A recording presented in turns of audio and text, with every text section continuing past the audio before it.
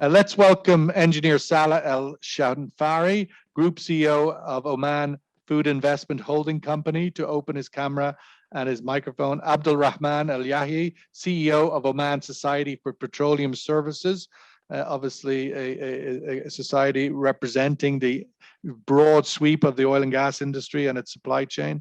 Engineer Zaher Sulaimani, President of Oman Water Society. I invite the three of you to open your cameras, and we can kick off by getting the survey result of the survey question we just had. How big an opportunity is carbon management?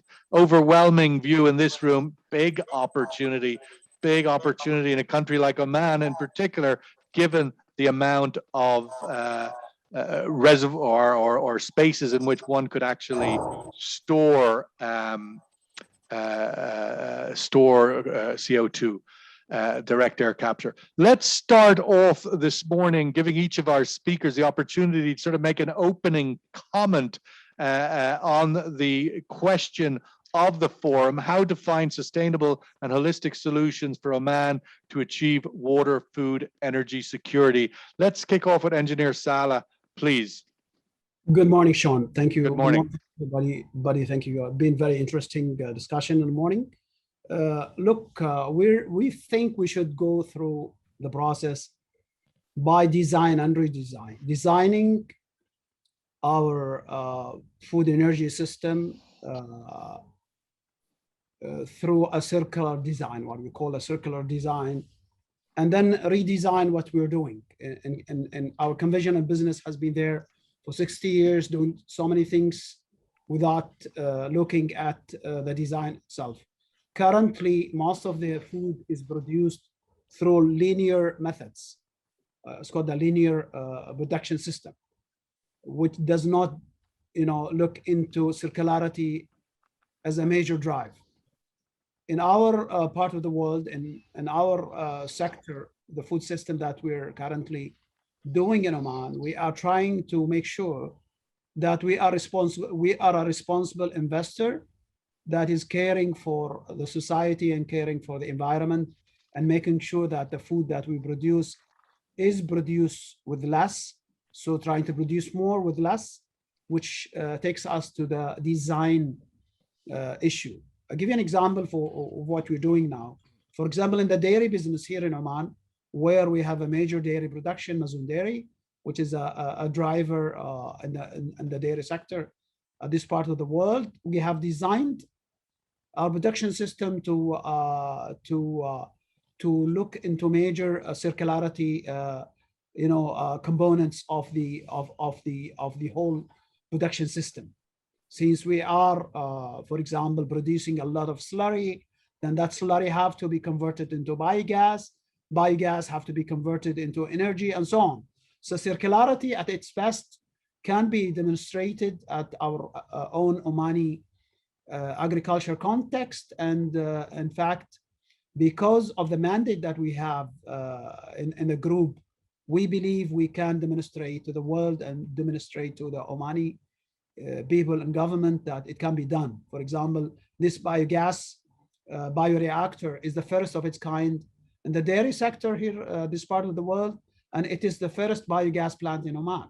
So we can do things and show the world and show the Omani people the possibilities that we can do and how we can capture, energy from biofuels and from the likes of biogas, and converting harmful gases into beneficial,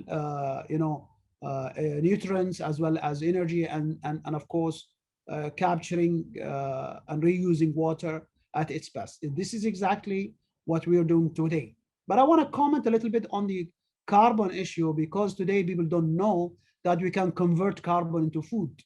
And this is a major drive if we work with a carbon company that, Sean, you say you want to redesign the oil companies to become carbon companies. I think that will make them more closer to food, because today you can capture carbon, store it, and inject it into greenhouses to speed up the production and to speed up the growth of fruits and vegetables inside the greenhouse. And that's how we can today transform the industry and work in the Nexus together.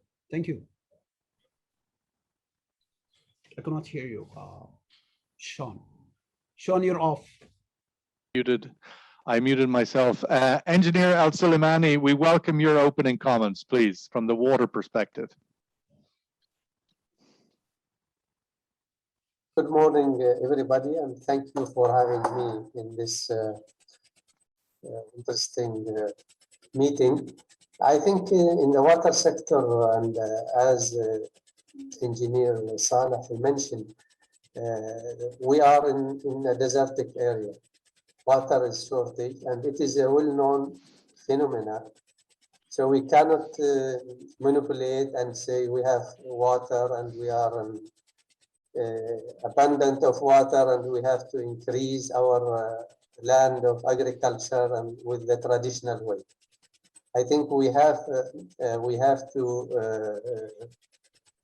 engineer, or we have to use a new method of agriculture, either farming system or other products like Engineer Saleh mentioned.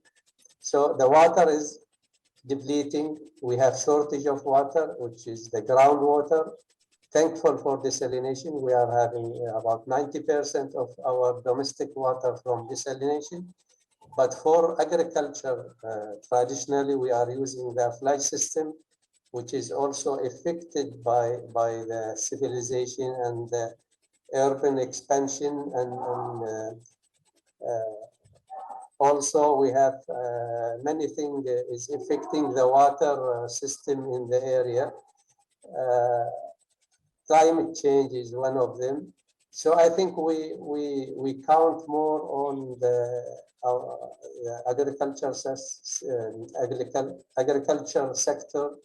They use the new technology and modern agriculture system, so we can best use of each drop we have to produce food. So this combination of water and food mixing is very important. And if we use the groundwater, also we'll need energy. Pumping the water from deep, it is every year is going down, so we need more energy to pump the water, and using the fuel, traditional or energy from the grid, which is producing or costing us more gas and costing a lot of money to abstract this water. And this is affecting not only the water situation, which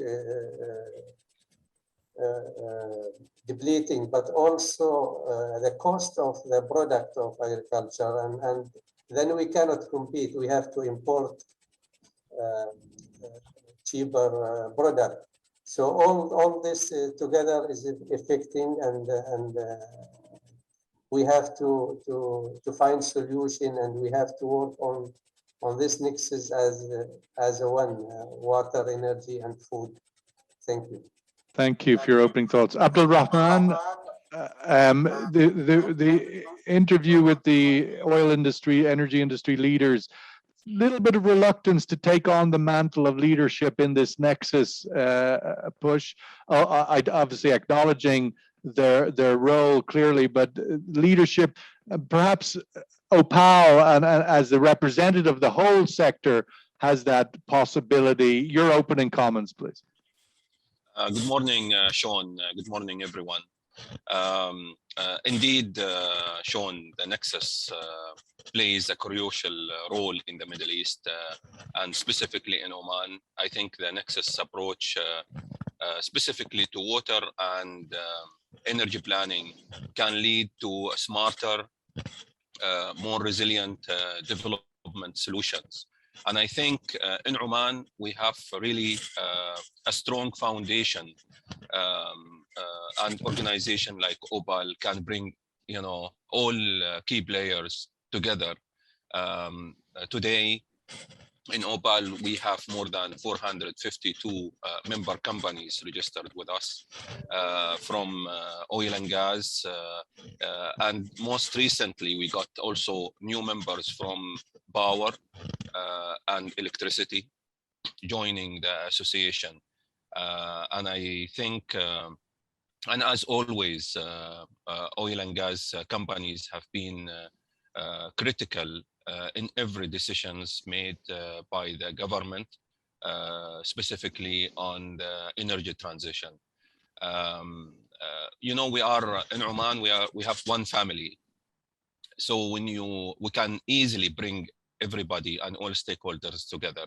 The only thing we really need to speed up taking the decision, and also we need clear policies in order for us to move things faster. However, we have really a strong position, Sean, on bringing everybody together. And as you can see today, we have people and decision makers from all sectors coming so easily together to get things done. And OPAL can play a crucial role on leading and bringing all the stakeholders together, as we did in many occasions, especially during the crisis. I mean, during COVID-19. COVID, yeah. Yeah. Yeah. I mean, we absolutely. I think the energy sector can lead, together with agriculture and also with power generation and water desalination companies. The transition and building this nexus. And are those companies, Abdulrahman, are they members of, how wide does the membership of OPAL go in terms of power generation, water management? We have members from all sectors, although we are mostly focusing on energy and minerals. But again, we have members from from power, from electricity, and also even agriculture. Companies are members with us. To be surprised with, yeah. Engineer Saleh, food security will really depend on Oman's ability to finance imports. When 70% or so of the food is imported, and we've seen some fairly scary supply disruptions in the world this year in terms of bottlenecks and such things. But ultimately, how do we have oil, according to studies, 15, maybe 20 years left of oil supply in Oman, and the critical revenue that brings, gas a little bit longer. But ultimately, the financing food security based on imports does seem to have a weak outlook when the revenue from hydrocarbons starts to decline. How do you close that circle, do you think? As we said earlier, the credit rating of the Oman has been under a little bit of duress during different oil price cycles. Yes, Sean, thank you. Very, very important question. In fact, few things to remember that Oman have secured the second rank in terms of food security in the Arab world, and number 32 globally. So food supply were not disturbed during the COVID-19, and there were no panic buying during the pandemic. We have not seen any shortages in the shelves. So that's one thing to look into, and to see how resilient our food reserve system that allows everybody to have access to food. So the food security is quite intact. In the same time, the design of the food security program that brings investors and buyers and financiers together to finance commercially viable projects. What we're looking at is import substitution at its best. So currently, the projects that we're developing are projects that are financially sustainable and that can substitute the imports. In the dairy sector, for example, we're getting close. In 2025, hopefully we'll be fully self-sufficient, so be zero imports of fresh, fresh dairy products. I mean milk and fish. We are today one of the largest fish producers in the world. Our consumption is around 150,000 tons. We produce 500,000 tons and we're heading toward the 1 million ton after 5 years. So if you take examples one by one and dissect the food sector, you would find there will be shortages that we have in rice, for example, in wheat and some pulses, and so on. So we need to really plan very well by investing and reinvesting and looking at opportunities beyond the region and beyond the Omani borders by working very closely with the likes of Australian producers or Argentinian producers to secure some of the needs of the country, as well as some of the needs of the region. But speaking at specific projects and products, for example, Steve Kelly have mentioned the working together in the livestock production in concession areas. That's a great example of where we produce a lot of poultry that could possibly cover the need of the country in areas like the one mentioned by Steve. At the same time, we are working very closely to make sure that contract farming at its best, working with the Farmers Association across the world to secure some of our needs. So it's all sustainable in terms of financially sustainable because it doesn't depend at all in any kind of subsidy. Therefore, the project that we do are commercially viable, whether you do it in Oman, outside Oman, and they do not receive any kind of subsidy.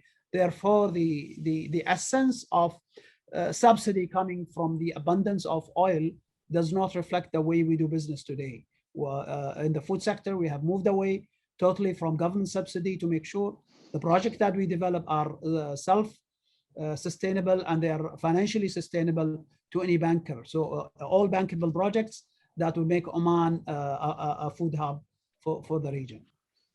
Engineer Sulaimani, it's clear that Oman needs to diversify its water supply in order to secure long-term water security. 90% currently from desalination, which is a very energy intensive process, at least at current technology, very carbon intensive. And yet we have just the previous speakers talking this morning about producing, they're calling themselves water management companies, 10 barrels of water per barrel of oil. What can we do in Oman to make better use of produced water, reusable water? What do we need to do to create a greater nexus between your universe and the water that is being produced in the energy space? Unmute, sorry, engineer. Thank you. This is a very good question. And Oman Water Society has organized 2 conferences, one domestic in Duqm area and one international in Muscat with our partner, the Produced Water Society. And we have submitted in Oman Water Society to the Ministry of Energy and Ministry of Agriculture and the Research Council and to BDO to establish a chair or a sort of a program in the Research Council is to deal only with produced water. We need a lot of research to purify and to treat this water. And now there is a lot of support and there is a program in the Research Council to treat this water. And BDO has a huge program doing research to try to make use of this water. It's also costing them a lot of money and energy to get rid of it. So the best way is to spend this money in research and reusing this water. It is true in the desert, but we can have a program of greening the desert by some product which will help the country in solving some of this shortage, especially for agriculture.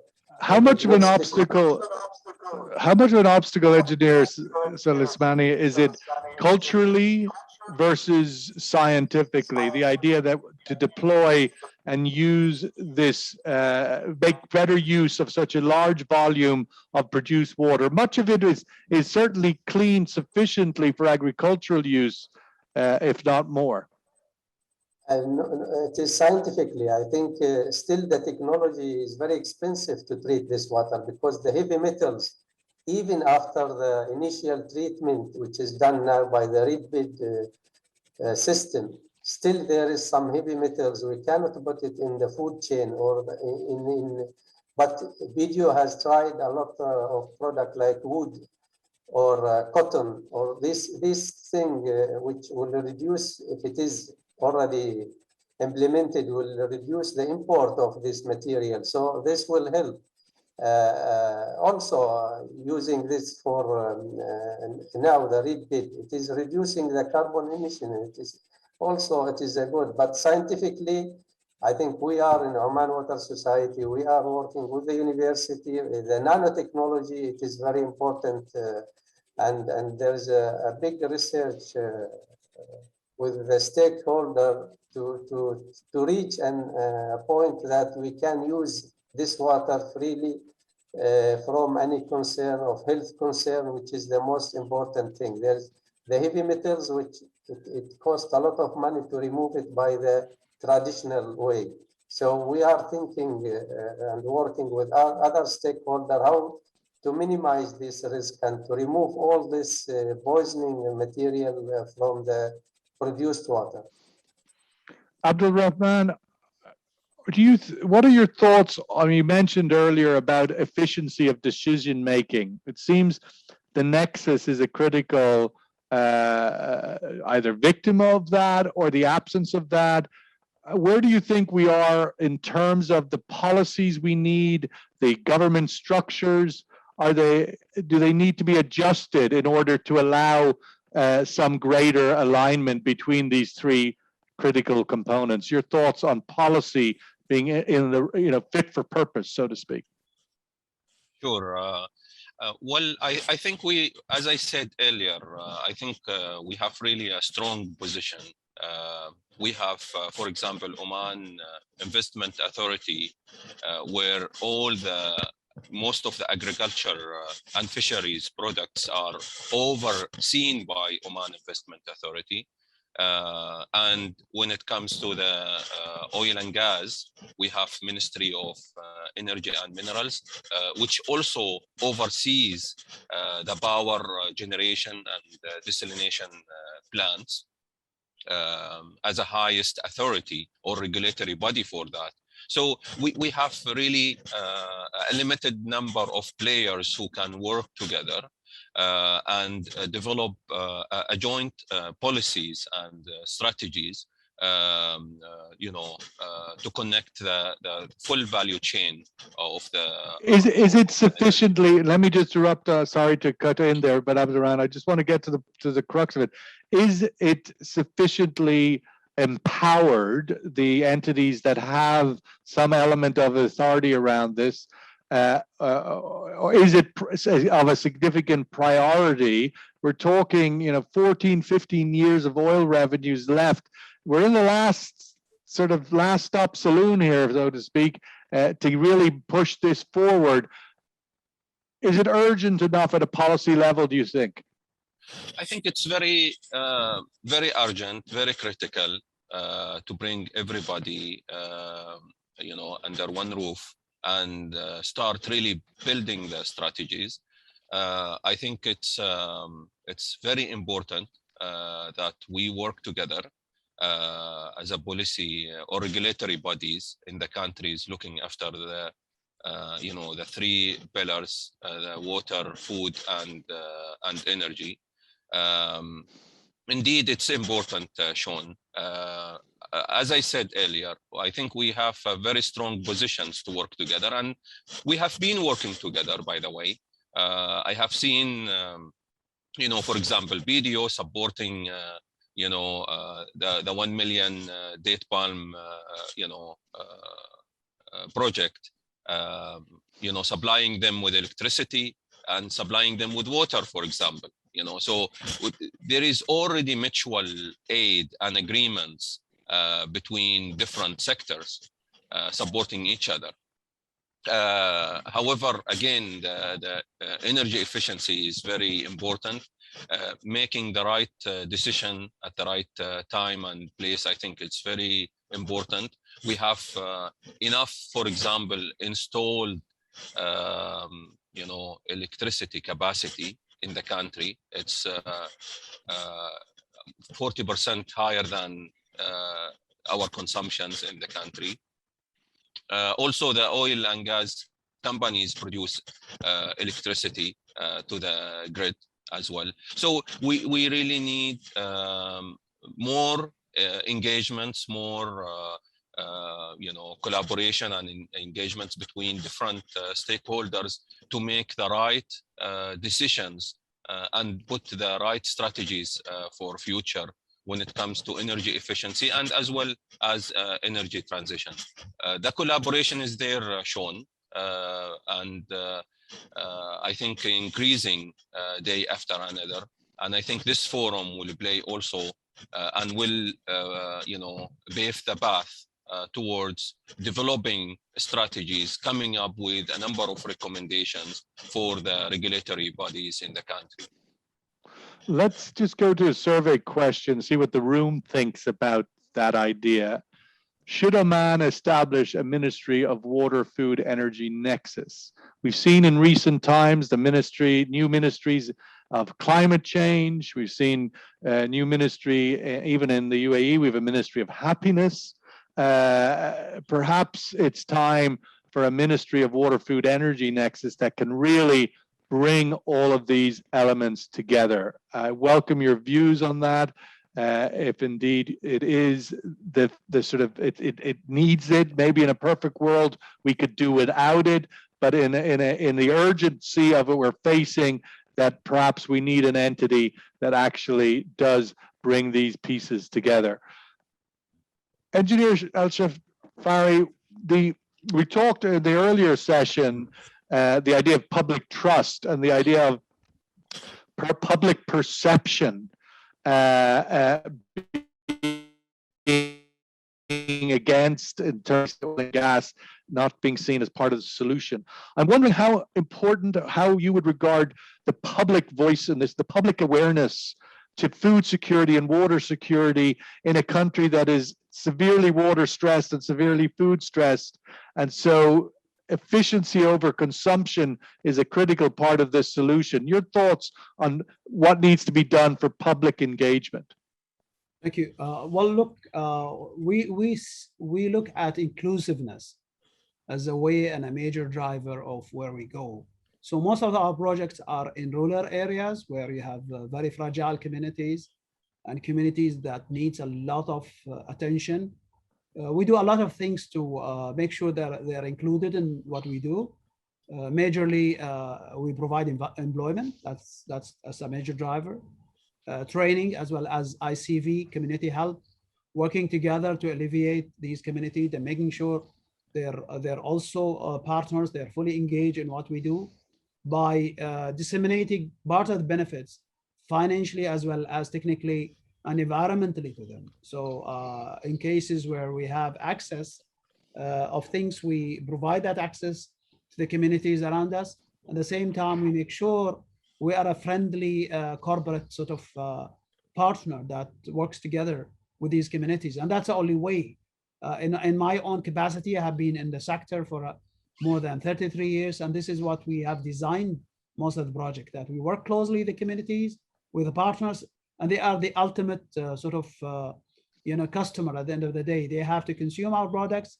At the same time, they have to have that loyalty as well as trust in what we do. And luckily and successfully, we have demonstrated to the rest of the country that this is a good example of working collaboratively with all stakeholders, including the local communities through various programs.